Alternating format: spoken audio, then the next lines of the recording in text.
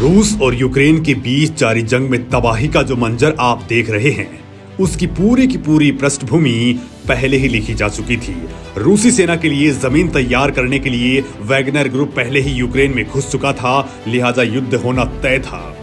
Wagner group के जरिए एक बहुत बड़ी साजिश को अंजाम देने की तैयारी थी। आप उस साजिश के बारे में जानेंगे तो आपके होश उड़ जाएंगे। आपको यकीन नहीं होगा कि पुतिन जेलेंस्की को लेकर कुछ ऐसा करने वाले थे। पुतिन का प्लान ऐसा था कि यूक्रेन में हाहाकार मच जाता और रूस का आसानी से यूक्रेन पर कब्जा हो जाता। ऐसा नहीं है कि पुतिन के लड़ाकों ने इसकी कोशिश नहीं की, लेकिन अभी तक वो अपने मंसूबों में कामयाब नहीं हो सके हैं, लिहाजा युद्ध जारी है। तो दोस्तों, आखिर क्या था पुतिन का वो प्लान और कौन है वैगनर ग्रुप जिस पर पुतिन को इतना भरोसा है, मैं आपको इस वीडियो में बताने वाला हूं। पुतिन की उस युद्ध नीति की पूरी दास्तान आपको सुनाऊंगा, लेकिन उसके लिए आपको मेरे साथ बने रहना है और वीडियो को बिना स्किप किए देखिए। दोस्तों, आपको पुतिन की अघोषित सेना और उसकी साजिशों के बारे में भी बताने वाला हूं, लेकिन उससे पहले मैं आपको दोनों देशों के बीच चल रहे युद्ध की ताजा तस्वीर से रूबरू करवा देता हूं। रूस यूक्रेन युद्ध में अब तक क्या कुछ हुआ है।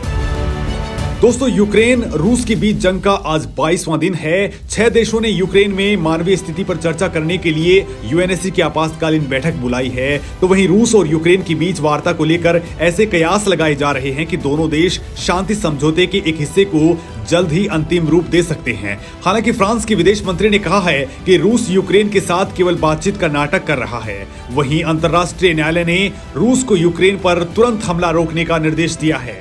यूनाइटेड नेशंस की टॉप कोर्ट ने 15 जजों की वोटिंग के बाद ये फैसला सुनाया है, जिसमें 13 जजों ने खिलाफ और 2 जजों ने रूस के पक्ष में मतदान किया है।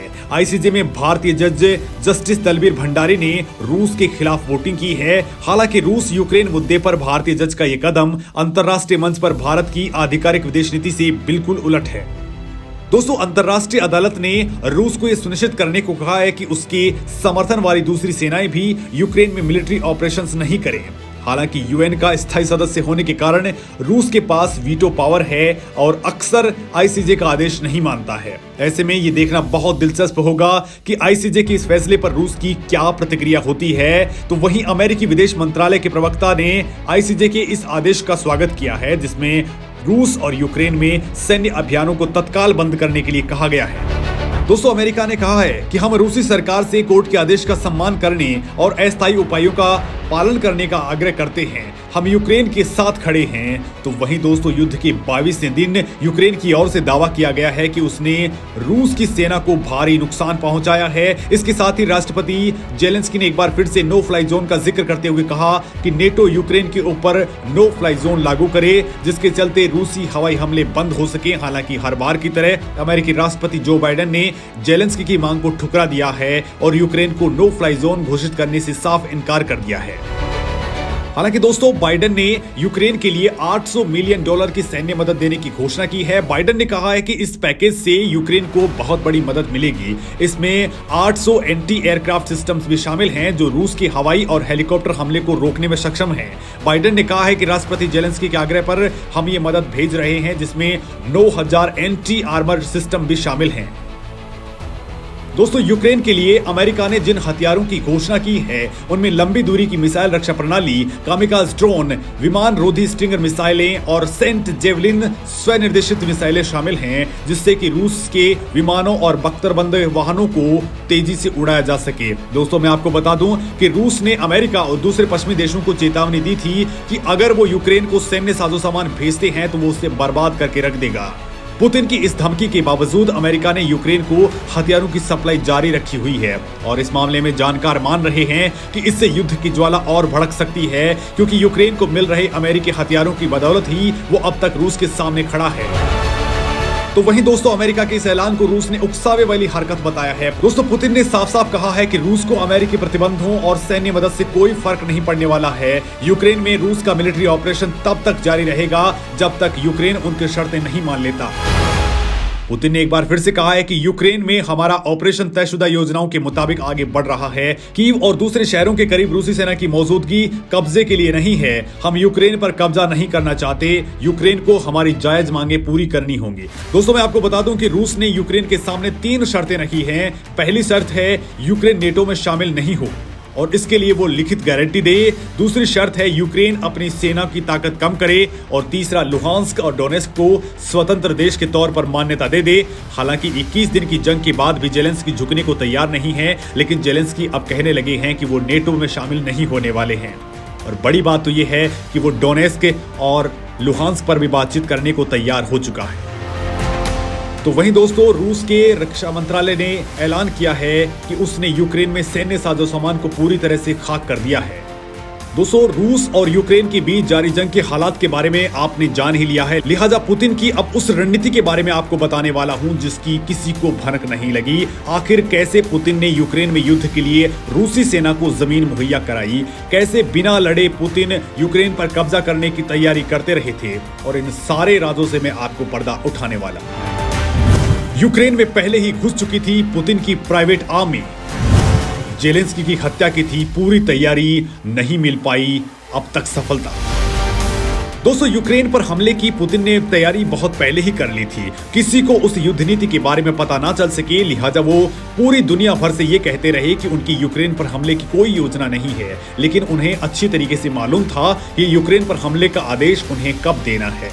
रूसी सेना को यूक्रेन में घुसने में कोई परेशानी ना हो, लिहाजा पुतिन ने अपनी प्राइवेट आर्मी को पहले ही वहां भेज दिया था। उन्होंने यूक्रेन में रूसी सेना के लिए जमीन तैयार करने के निर्देश दिए थे, साथ ही एक बेहद खतरनाक मिशन को अंजाम देने की जिम्मेदारी भी सौंप दी थी, जिसके बारे में मैं आपको बताने वाला हूं।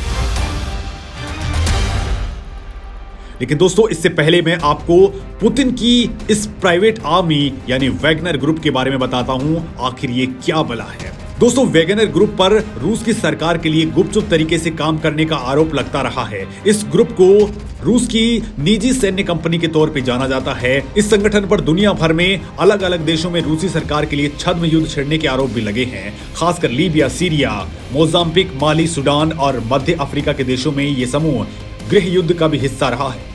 साल 2015 से लेकर के 2018 के बीच वैगनर ग्रुप रूस की सेना और बशर अल असद की टुकड़ियों के साथ भी लड़ा था। दोस्तों, 2017 की ब्लूमबर्ग की एक रिपोर्ट की माने तो वैगनर ग्रुप अब तक रूस के समर्थन से 6000 किराए के हथियारों की फौज खड़ी कर चुका है। अमेरिकी थिंक टैंक्स के मुताबिक कागजों पर वैगनर ग्रुप एक निजी संगठन है, लेकिन इसका प्रबंधन और अभियान रूसी सेना और उसकी खुफिया एजेंसियों के जरिए संचालित होने की बात सामने आ चुकी है। दोस्तों, ये निजी सेना मिलिट्री के ही पूर्व अधिकारियों और जवानों से मिलकर बनती है और सुपारी लेकर टारगेटेड किलिंग करती है। यानी कुल मिलाकर ये भाड़े के सैनिक होते हैं जिनकी किसी सरकार के प्रति कोई खास जिम्मेदारी नहीं होती। वैगनर ग्रुप पर अब तक के मानवाधिकार उल्लंघन और आम लोगों पर अत्याचार के कई आरोप लग चुके हैं। खासकर मध्य अफ्रीकी देशों में इस संगठन पर लोगों के साथ बर्बरता करने के आरोप लगे हैं। इसके अलावा रूस के हित वाले कई और देशों में इस संगठन पर हिंसा भड़काने, प्राकृतिक संसाधनों पर कब्जा करने और आम लोगों की जान लेने के भी आरोप लगे हैं। दोस्तों, यूक्रेन के डोनबास में भी साल 2014 में वैगनर ग्रुप पर आम लोगों के टॉर्चर और उनकी हत्या करने के आरोप लगे थे। दोस्तों, दिसंबर 2021 में यूरोपीय संघ ने इस संगठन के 8 लोगों पर प्रतिबंध लगा दिया था। अब ये सवाल उठता है कि इतनी बड़ी अघोषित आर्मी को चलाता कौन है, इसका चीफ कौन है, वो भी मैं आपको बता देता हूं। दोस्तों, वैगनर ग्रुप का सरगना दिमित्री उत्किन को बताया जाता है, जो कि पहले रूसी सेना में लेफ्टिनेंट रह चुके हैं और रूसी संघ की खुफिया एजेंसी TRU में भी काम कर चुके हैं। माना जाता है कि साल 2014 में इस संगठन को बनाया गया था। हालांकि रूस की तरफ से इस संगठन से कोई संबंध होने की बात हमेशा से नकारी जाती रही है।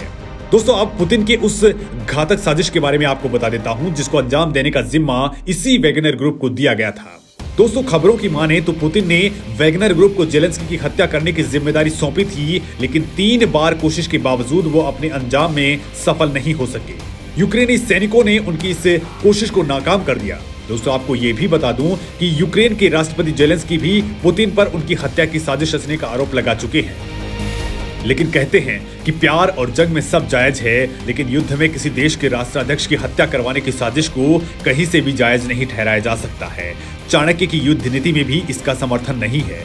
दोस्तों, जहां तक रूस और यूक्रेन के बीच युद्ध की बात है तो भारत शुरू से ही इसका विरोध करता रहा है। हालांकि भारत का पलड़ा रूस की तरफ हमेशा से ज्यादा झुका हुआ रहता है, क्योंकि यूक्रेन भारत के समर्थन में कभी भी नहीं आया।